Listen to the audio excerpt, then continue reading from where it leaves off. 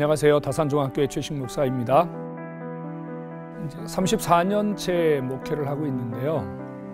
목회를 하면서 늘 부딪히는 고민 중에 하나가요. 청중들하고 어떻게 하면 좀 더 소통을 잘할 수 있을까? 88년도에 처음 교회를 개척했습니다. 정말로 뜨거운 마음으로 열정을 가지고 목회를 시작했는데요. 이 청중들하고 소통이 잘 안 되더라고요. 목사의 마음, 이 청중들에게 전달하는 것이 그리 쉽지 않습니다. 하나님의 마음, 하나님의 심정, 이 전달하는 것이 참 쉽지 않았습니다. 어떻게 하면 청중들하고 좀 소통을 잘할 수 있을까? 정말 많은 고민을 하고 전문가를 찾아보기도 하고 책을 읽어보기도 하고 나중에는요, 상담에 대해서, 심리에 대해서 전문적으로 공부를 하고 학위도 받았습니다. 그래서 성도들하고 계속 나름대로 소통하기 위해서 노력을 참 많이 했습니다. 그런데 한 가지 괴리에 빠졌습니다. 청중들과 함께 소통을 했다고 생각을 했고, 대화를 나누어서 뭔가 통했다고 생각을 했고, 충분히 상담을 통해서 커뮤니케이션이 되었다고 생각을 했습니다. 그런데 이 성도들이 얼마 되지 않아서 다시 제자리로 돌아가는 현상을 보게 됩니다. 목회하는 과정 속에서 또 반복되고 또 반복되고 또 반복되는 이 현상을 어떻게 해야 될지 정말로 고민을 많이 했습니다. 그래서 어떤 면에서는요, 상담 시간을 늘리고 청중들을 찾아가서 청중들의 삶 속에서 같이 웃어보고 같이 울어보기도 하는 이 전형적인 이 목회의 모습을 정말로 꾸준히 실천했다고 저 나름대로 생각합니다. 그런데 앞에서 말씀드린 것처럼 그다지 많은 변화, 그다지 많은 결과는 나타나지 않았습니다. 이것이 제가 목회를 11년, 12년 정도 하면서 느끼는 고민이었습니다. 왜 변하지 않을까? 왜 변하지 않을까? 이것이 문제였습니다. 그런데 제가 이 해답을 찾았어요. 찾았다기보다는 그게 본질이 아니라는 것, 청중들과 소통하는 것, 청중들이 소통하는 방법은 상담이 아니라는 것. 혹시 상담을 전문으로 하시는 분들은 제 얘기를 들으면 불편하실 수도 있고 불쾌하실 수도 있습니다만은 그건 순전히 저 개인적인 생각임을 염두에 두시고 불편해하지 않기를 부탁합니다. 저 개인적으로 그냥 느낀 것일 뿐이에요. 저는 청중들을 일으키고 청중들을 회복시키는 방법이 상담에 있지 않다, 대화에 있지 않다라고 하는 것을 정말로 뼈저리게 느꼈습니다. 무엇 때문에 이것을 뼈저리게 느꼈냐면요, 제가 설교를 바꾸고 난 후 때문입니다. 이전에 청중들과 교통하지 못하는 설교를 했다는 것이 저의 문제라는 것을 깨달았습니다. 일방적으로 설교했고, 제가 전하고 싶은 이야기를 전했고, 또 나는 신학적으로 본문에서 말하려고 하는 메시지를 충분하게 전했기 때문에 나는 설교자로서의 내 책임과 의무를 다했다고 생각했습니다. 그리고 나는 설교에 전혀 이상이 없다고 생각을 했어요. 그리고 청중들도 상당히 많은 청중들이 예배 시간에 아멘도 하고, 목사님 설교 은혜 받았어요, 목사님 설교 좋아요, 이런 이야기를 수도 없이 들었기 때문입니다. 그런데 왜 청중은 변하지 않을까? 은혜 받았다고 하는데 저 성도는 왜 제자리에서 맴돌까? 은혜 받았다고 하는데 왜 저 친구는 자기가 갖고 있는 옛 습관이나 자기가 갖고 있는 문제에서 왜 벗어나지 못하고 계속 제자리 걸음을 하게 되는 것일까? 이것이 제 설교자로서의 한쪽에서 해결되지 않는 의문점이었습니다. 더더욱 교회는 어느 정도의 성장을 했는데 이 성장에서 멈추어 있다는 거죠. 성장이 멈추었다는 것은 문제가 있다는 거 아닙니까? 고인물이 썩어가는 것처럼 계속해서 문제를 교회가 일으키고 그 문제 속에서 계속 교회가 빠져들고 있다는 거거든요. 그때 제가 시도한 것이 뭐였냐면 내 설교에 무슨 문제가 있지 않겠는가. 그래서 정말 많은 교회들을 쫓아다녔습니다. 성장하는 교회들, 그 다음에 잘 건강하게 일어서고 있는 교회들, 전국에 소문난 정말 많은 교회들을 다니면서 모니터하기 시작했습니다. 그때 제가 발견한 게 뭐였냐면요. 좀 죄송스러운 표현임을 먼저 말씀을 드립니다. 저 설교자는 나보다 훨씬 설교를 못하는 것 같은데 어떻게 이 교회는 성장을 하게 될까? 저 설교자는 내가 설교하는 내용보다는 훨씬 못하는 것 같은데 왜 이 교회는 부흥할까? 제가 여기에 많은 충격을 받았습니다. 결국은 내 설교에 문제가 있다는 사실을 발견하게 된 겁니다. 바로 소통이 안 되는 설교 말입니다. 청중들과 소통이 안 되는 설교를 그동안 해온 겁니다. 소통이 안 되는 설교는 설교자 자신은 기쁨이 될지 몰라요. 설교자 자신은 이렇게 훌륭하고 신학적이고 좋은 설교를 했기 때문에 설교자 자신은 만족도가 높을지 모르겠지만 청중들은 그 설교를 삶 속에서 그리고 하나님 말씀, 하나님 자신의 문제 속에서 그 말씀을 가지고 살아가는 이 소통력이 현저하게 떨어졌다는 사실입니다. 그래서 가장 먼저 바꾼 게 뭐냐면요. 설교의 내용을 바꿨습니다. 내용 말입니다. 이 컨텐츠를 바꿨어요. 그전에는 성경 본문의 내용만을 가지고 설교 전체를 꾸몄다면 지금은 설교 본문의 내용과 청중이 가지고 있는 문제와 해결을 같은 비율로 설교를 전하도록 내용을 바꿨습니다. 본문에서 하나님이 우리에게 주려고 하는 메시지와 이 메시지를 통해서 청중들이 가져야 할 삶의 모습을 1대1로 맞췄다는 거죠. 그랬더니 청중들은 본문의 이야기를 자신의 이야기로 받아들여서 본문과 소통하더라는 얘기예요. 또 설교자가 본문과 청중의 문제를 함께 전달을 했더니 목회자, 설교자가 청중을 이해하고 청중을 알고 설교한다고 생각을 하면서 설교자와 소통하려는 노력을 하더라는 거예요. 그리고 더 중요한 것은요.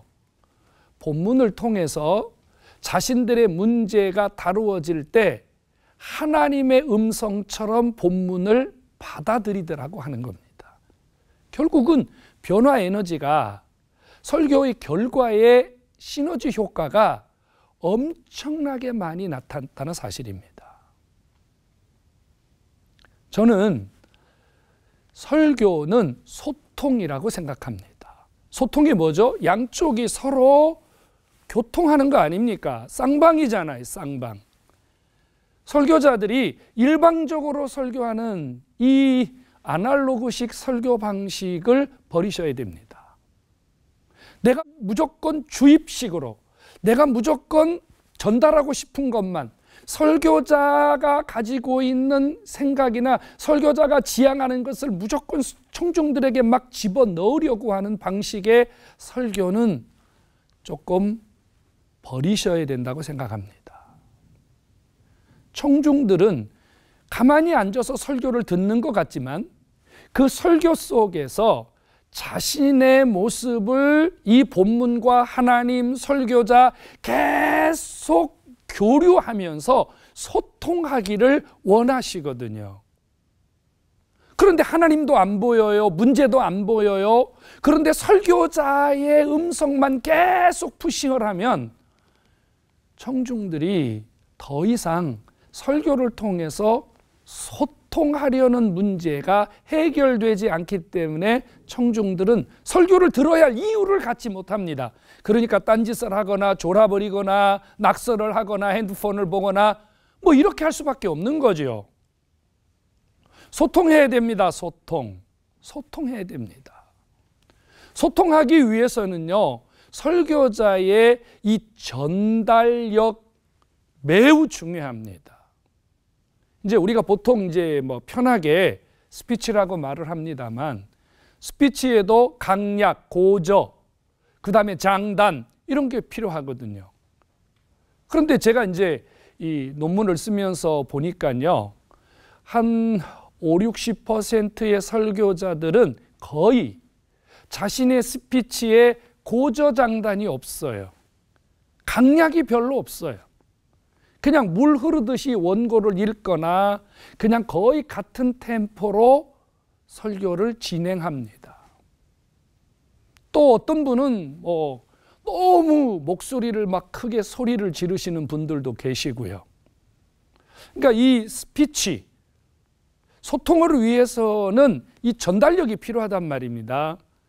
우리가 대화를 하기 위해서, 소통을 하기 위해서 속삭임도 필요하고, 그 다음에 지시형도 필요하고, 감동을 주는 말도 필요하고, 또 상대방의 마음을 끄집어낼 수 있는 어떤 노력들이 필요하지 않을까요?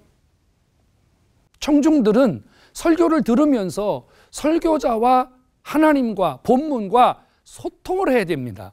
그러기 위해서는 목사님들이 이 설교를 끄집어내서 청중들에게 줄 때 기술이 필요하다는 얘기입니다. 전달력이 필요하다는 얘기입니다. 그래서 이 보이스 컨트롤을 하셔야 됩니다. 보이스 컨트롤. 소리에 대한 이 높낮이, 고저장단, 강약, 이런 게 아주 필요합니다. 저는 이제 초등학교 때부터 운변을 했습니다. 운변을 상당히 오랜 시간 했습니다. 그러다 보니까 이제 설교를 할 때 처음에는 운변식으로 설교를 하더라고요. 운변식으로. 웅변을 들어보셨을 거예요. 연사가 자기 주장을 일방적으로 객석을 향해서 막 쏟아내는 거예요.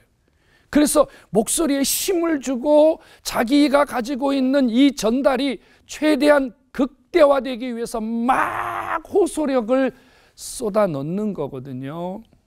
이건 청중의 마음을 얻어내는 데는 사실은 조금 약합니다. 모노드라마 같은 것을 보신 적 있습니까? 이 모노드라마 하시는 분들은요, 한 분이 다양한 역할을 하면서 다양한 목소리를 끄집어내지 않습니까? 청중들은 분명히 한 사람이 연기한다는 걸 알고 있으면서도 그분의 몸짓, 그분의 목소리를 통해서 다양한 사람들을 그 한 사람을 통해서 경험을 하지 않습니까? 그 가장 중요한 핵심에 보이스 컨트롤이 있습니다. 음성을 조절하셔야 됩니다. 이제 체질적으로 목소리가 조금 약한 분들도 계시고요. 저처럼 체질적으로 목소리가 좀 큰 사람도 있습니다.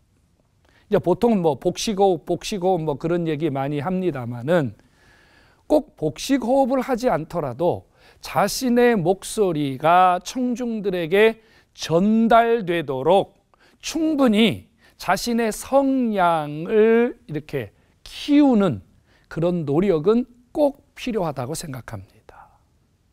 어떤 본문은요, 정말 속삭이듯이 설교해야 되는 본문이 있습니다. 그런데 어떤 본문은 사자처럼 뿜어내야 되는 본문도 있습니다. 그 본문에 맞추어서 자신의 이 보이스의 색깔을 만들어낼 줄 안다면 정말로 좋은 소통이 이루어지지 않겠습니까? 그 다음에 두 번째는요, 이 페이스 컨트롤입니다. 소통을 하기 위해서는요, 표정의 변화도 필요합니다. 설교자의 얼굴은 늘 한결같습니다만 그래도 본문에 따라서 전달하는 메시지에 따라서 이 설교자의 얼굴에 약간의 변화만 주어진다고 해도 청중들은 훨씬 더 설교를 받아들이는데 힘을 얻을 것입니다. 저는 좀 인상이 조금 딱딱한 편입니다. 그래서 설교하기 전에 제 얼굴을 좀 어떻게 하면 좀 더 부드럽게 할 것인가에 대해서 고민을 하고요.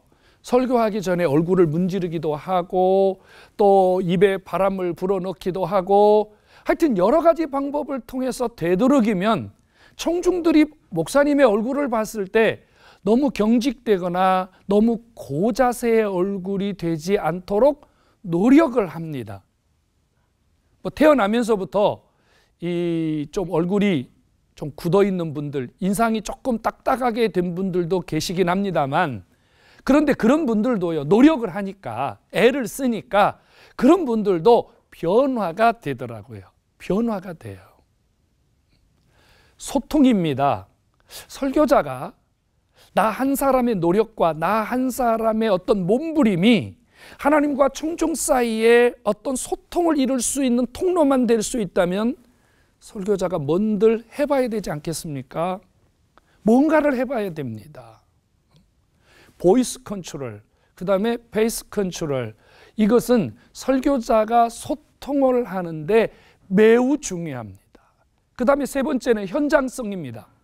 우리가 같은 공간에서 매번 설교를 합니다만 설교를 할 때마다 설교 현장이 달라집니다. 어떤 날은 청중들이 설교를 잘 받아들이고 또 설교에 집중하는 능력이 뛰어난 날도 있기도 하지만 어떤 날은요, 설교가 잘 진행되지 않는 것처럼 느낄 때가 있어요. 청중들이 마냥 낯설게 느낄 때가 있습니다. 이럴 때 현장을 어떻게 설교자가 이끌고 갈 것이냐가 저는 중요하다고 생각합니다. 보통 이제 설교자는 30분 내외의 설교 준비를 하게 되는데, 이제 일반적인 목사님들은 내가 30분, 35분 정도의 설교 분량을 준비했기 때문에 이거 반드시 전달해야 된다. 이건 무조건 이 분량은 다 채워야 된다. 이렇게 고집스럽게 생각하고 설교를 끝까지 밀어붙이는 분도 계십니다. 근데 저는 뭐 자주 있는 경우는 아닙니다만 설교를 준비해서 올라갔는데 어떤 경우에 제가 준비하고 또 기도하고 또 이렇게 했지만 그래도 뭔가 좀 이렇게 청중들하고 어색하거나 조금은 분위기가 뭔가 잘 되지 않았다고 느낄 때가 있거든요. 그럼 저는 과감하게 설교 양을 줄입니다. 꼭 30분 하려고 하지 않습니다. 꼭 25분 하려고 하지 않습니다. 줄여버려요. 설교 양을 줄여버리고 대신 뭐 찬양을 좀 더 채운다든지 아니면 다른 방법으로 그 시간을 이끌어내든지, 이도저도 안 된다면 차라리 예배 시간을 줄여버리는 거죠. 1시간 예배를 드리려고 준비를 했지만 설교가 10분에서 15분 줄었다면 과감하게 45분 혹은 50분에 예배를 마쳐버리는 거죠. 현장을 읽는 능력도 설교자에게는 정말로 중요하다고 생각합니다. 결국은 소통이 돼야 되거든요. 청중들은 소통이 되지 않는다면 그 시간 예배자로서 실패하고 가는 것이고 설교자도 그 시간 실패하고 가는 것입니다. 설교를 스피치만 해야 된다고 생각하시면 안 되고요. 설교는 청중들의 전인적인, 청중들의 모든 것을 그 짧은 시간에 설교자가 다 끌어안고 함께 진행해야 된다는 사실을 잊어버리시면 안 됩니다. 저는 설교자가 살아야 된다고 생각합니다. 설교자가 살아나면 그 어떤 문제도 저는 살아난다고 생각합니다. 설교자들이 좀 더 자신을 일으키고 자신을 가꾸고 청중들과 소통하기 위한 구체적인 노력들을 기울인다면 지금보다 훨씬 더 나은 한국 교회, 그 다음에 우리의 예배 환경이 일어날 수 있다고 생각합니다. 설교자의 정말로 큰 고민, 설교자에게 피할 수 없는 고민은요, 우리가 같은 청중을 향하여 계속적으로 설교를 해야 되기 때문에 이 표현력, 어떻게 이 표현력을 달리하면서 매번 신선한 요리처럼, 신선한 생선처럼, 정말로 맛깔나는 음식처럼 청중들을 먹게 할 것인가에 대한 고민입니다. 표현력입니다. 표현력. 저는 개인적으로 이 표현력을 익히기 위해서요, 좋은 책들을 소리내서 참 많이 읽었습니다. 뭐 전문가들이 늘 말합니다만 내 목소리가 내 귀로 들어와야만이, 내가 하는 말이 내 귀로 들어와야만이 내 머리에서 기억을 한다고 합니다. 여러분, 아무리 용량이 좋은 컴퓨터도 누군가 정보를 입력했기 때문에 정보가 나오는 것이죠. 좋은 표현력이란 설교자들이 그 좋은 단어, 좋은 문장, 좋은 표현들을 머릿속에 집어넣어야 됩니다. 그래서 요즘 앞서가는 소설이나 수필, 시, 그 다음에 신문의 사설, 그리고 저는 개인적으로 이 뉴스 시간에 앵커들의 이 말, 앵커들이 쓰는 단어, 또 앵커들이 어떤 문장을 끌어갈 때 어떤 부분에서 끝내고 어떤 부분에서 시작하는지, 또 어떤 그 동기부여를 혹은 어떤 사건을 어떤 이야기할 때 어떤 단어로 시작하는지 여기에 관심이 되게 많습니다. 그래서 되도록이면 저는 뉴스를 거의 보려고 노력을 합니다. 그리고 앞서 말씀드린 것처럼 좋은 책들, 좋은 문장이 담겨져 있는 책들을 큰 소리 내서 읽습니다. 제 귀에 들려서 그것이 제 머릿속에 남을 수 있도록 큰 소리 내서 반복적으로 정말 많이 읽었습니다. 어떤 책은 10번 이상 읽은 책이 있습니다. 결국은 설교자가 좀 더 나은 표현, 좀 더 좋은 표현을 이끌어내기 위해서 자신에게 투자하지 않는다면, 자신을 세우는 일에 노력하지 않는다면 설교는 발전할 수 없다고 생각합니다. 설교자들이 살아야 됩니다. 설교자들이 살아나기 위해서 설교자만의 시간이 필요합니다. 설교자가 설교 한 편을 만들어내기 위해서 설교자만이 가지고 있는 시간이 필요합니다. 설교자가 청중이 되어서 내가 오늘 이 본문을 설교자가 아니라 내가 이 본문을 청중의 입장에서 듣기를 원한다면 내가 이 본문을 통해서 어떤 메시지가 듣고 싶은가? 하나님이 오늘 이 본문을 통해서 오늘 청중들에게 어떤 메시지를 들려주기를 원하시는가?